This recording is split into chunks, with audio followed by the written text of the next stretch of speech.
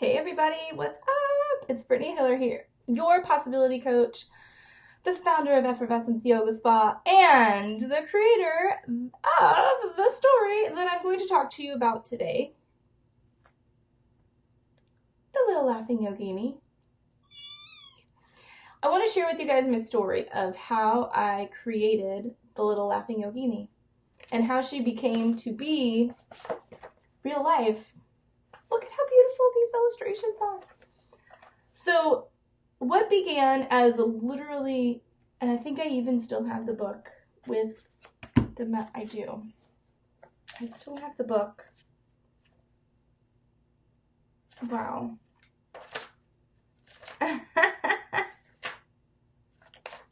I'm sorry, it's just so fun for me to look at. So the Little Laughing Yogini became, she was created into my life back in 2014 when I was actually on, let me see, we did an anniversary trip. Yes, so we run an anniversary trip to a place called Ellijay in Georgia for the celebration of our anniversary. And while I was there, I actually was, and this is what a lot of people will tell you, was I was awoken with a poem in my head. And so as I awoke with this poem in my head, I'm sitting there, it's like 6 o'clock in the morning, I'm on vacation. The last thing I want to do is get up and actually write something down. But it just kept biting at me, biting at me, biting at me. Brittany, get up, get up. And I was like, okay, fine. Because I knew, if I did not get up and write this down, it was going to disappear. So I got up, grabbed my notebook, wrote down this poem that was in my head, and then I read it to my husband when he woke up. And he was like, it sounds like you have a story there. And I was like, what? I just thought it was a cute little poem, maybe I'll share it on like poetry.com or something. Turns out there was a story in there. And she became real. And not only did she become real in this, she became real in this. Boom, there she is, Little Laughing Yogini. And so it was pretty fascinating to me because honestly, you guys, it wasn't really just wham bam, I have a book. It took time. It took effort, and it took me really truly knowing that what was true for me was going to happen. And so I don't know about you, but sometimes in life, when we get into something that we really see as our future, we understand this is happening, this is going to be created, but we receive bumps in the road, right? We receive bumps in the road. So if this is something that's valuable to you, please feel free to share out right now here on Facebook, and let's get other people in here to share. But so these bumps in the road that were created in this effort for me to create the Little Laughing Yogini started happening very, very quickly. So I got the, okay, that sounds awesome. Hey, Amy, that sounds so awesome from my husband, which is so great because he's very analytical and logical, and he kind of sees like the downturn on things. But this was so fabulous for me because I was like, I have his blessing. How does it get any better than that? How can this create something even more? So what I started to do was asking questions. I started asking people that I knew who were authors who already wrote a book. And I'm sitting here and I'm saying to them, how did you get started? I even went to a book writer's workshop, and it was mostly what we were doing is we were creating more along the lines of like our story at this workshop, and it was actually a retreat. Yeah, so a full day retreat. And I'm sitting here with authors who have books, who are holding their books in their hands, and I'm asking them, please tell me, what did you do to create your book? And all they could say was, it's hard, you need an agent, or if you have a book, it will come to you. And I'm like, what? No, there has to be more to this. It has to be easier than this, honestly.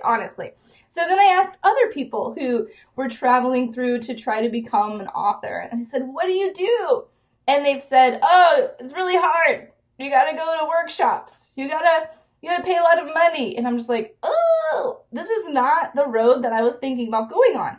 So what happened was, how she became the Little Laughing Yogini in print was I kept going. I kept asking, God, I know that this is something that's going to be created. And mind you, it was 2014 when I wrote the poem that turned into a book.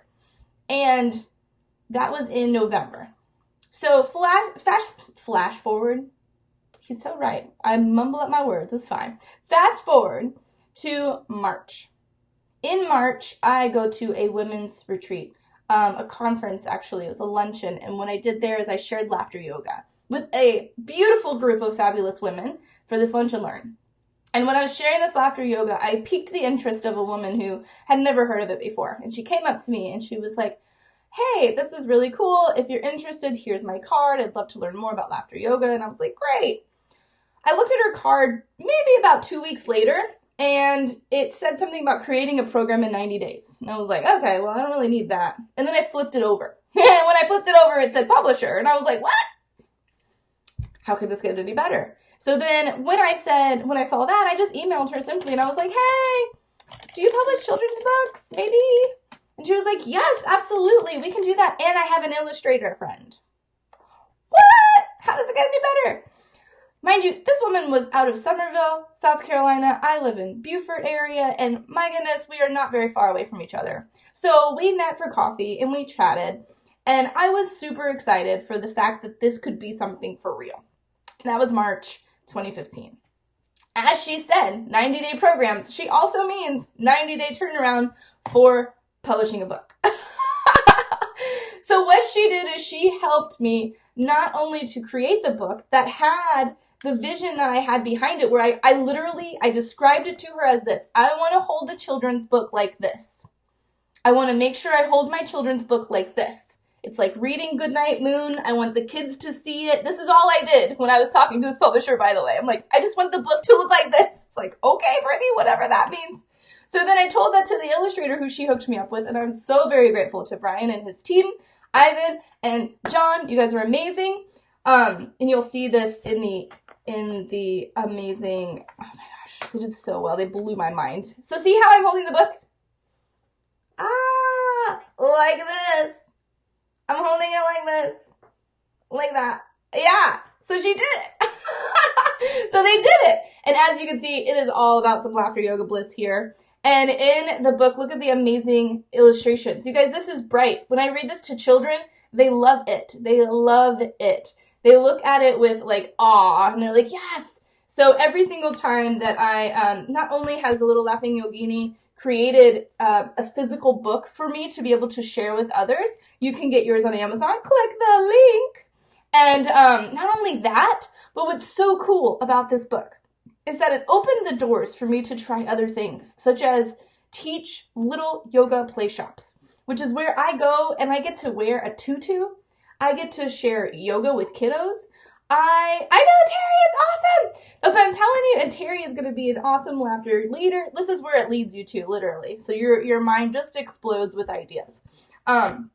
So being in laughter yoga helped me thereby to receive this idea for Little Laughing Yogini, also being a children's yoga teacher. So now I get to go and share the story with kiddos. I have virtually shared the story with kiddos in schools in Oklahoma. I have traveled to Florida as well, which was really fun at preschool that I did. So if you guys know anybody who would be interested in receiving a little yoga play shop, let me know. I would love to hook up with them because it's one of the things that I absolutely love. And I can do it virtually, so I don't actually have to physically be to the school. So if they're low in funds, totally fine. They can absolutely receive me via the internet, which is so great. So yes, I just wanted to share with you my story of the Little Laughing Yogini and how she became to be, even though everybody told me no. Like literally, you guys, everybody told me no. Every single person who I came across and asked simply, and they were authors. They had books that were physical books that you could touch. And they told me it was hard. And they said you need an agent. All of these things. So here she is. No agent. Not hard. I mean, she's soft copy. But she's here. And loud and proud and beautiful. And I get to hold her exactly how I envisioned. Boom. Look at those, Abe. These illustrations are so dope. I think this is going to be next on the list. But you see, there's Little Laughing Yogini. And then there's Little Laughing Yogini. Ah! You can have a smaller version of her. We do have about 60 more, I think it's 60 dolls left. So if you're interested in a doll, let me know. She's $20. But yeah, because I will send her to you personally with a nice little card and a book. All right, my friends, thank you so much for listening, and I hope you have a glorious day. Go out and do things even when people tell you no. I mean that in the sense of like with your vision and your purpose and your dreams, okay? Don't get crazy. Don't get crazy. Enjoy this simple fact that when you have a dream, when you have a desire, when you have a vision, other people are going to seem like bumps in the road, and they might tell you no. They might say to you, this is impossible. It might be even as close to somebody who you love, admire, and adore that tells you these things. You know, like you know in your heart, if this is true for you. So if this is true for you, if your vision, right, is true for you, go out, ask questions, see what you can do to create it. That's what I did. I kept asking questions. I didn't take no for an answer. And I sure as crap did not listen to the people who told me it's hard. I made it easy by continuing on the path of lightness. I'll talk to you guys soon, and I hope you have a beautiful day.